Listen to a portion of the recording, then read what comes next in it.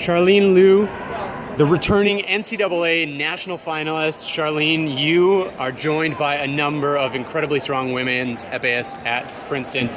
What things are you doing this year in your training?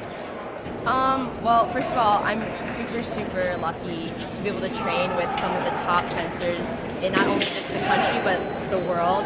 And yeah, everyone comes to practice super dedicated, and it really motivates me myself too in terms of practice. In terms of what we do during practice, lots of footwork training and lots of fencing every single day. Yeah, no breaks. So with all that training, what's key to your training specifically? My training specifically, I always think back to like what I used to do at my club and like some techniques in terms of footwork that I really resort back to at the end of the day. Some basic stuff like being able to change direction really quickly and certain types of attacks that I really enjoy. So I do really work on that, like on the side. Now this year you'll be joined by both teammate Kat Holmes and Anna Van Broomen, who are returning from Olympic red shirts. Yeah.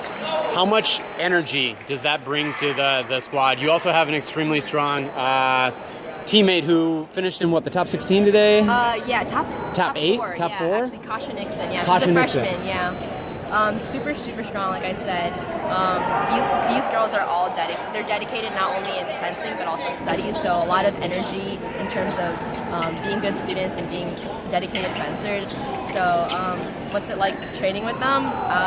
It's like a camp every day. A really rigorous competitive camp that I'm really lucky to be a part of. So. Awesome. Now that obviously paying dividends in your own results.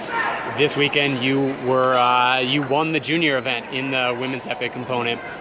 What was behind your success? So I'm coming back from not really participating in NACs this year.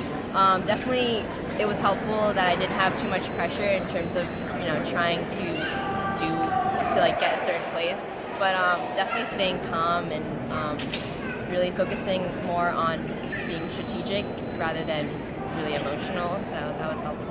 You had an extremely strong opponent in the final with Gigi Vierheller, who was again in a top 4 in the Div 1 event. How much did that break away from the NAC competition kind of give you energy, excitement, freshness to come into the event and do well? So what was it like fencing Gigi?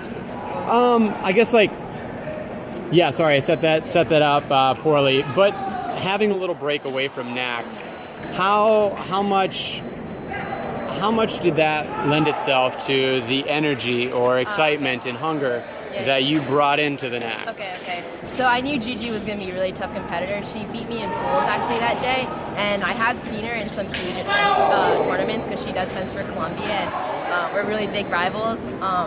But I also, grew up fencing with Gigi since we were really young, and we actually were on the same world team together at one point. So there was definitely some history behind it, but at the end of the day, I focused more on having fun and kind of trying to figure out how to best beat her. So, but at the end of the day, she was a really good component. She gave me a really good bout. All right, well, congratulations again, and best of luck going forward. Thank you so much.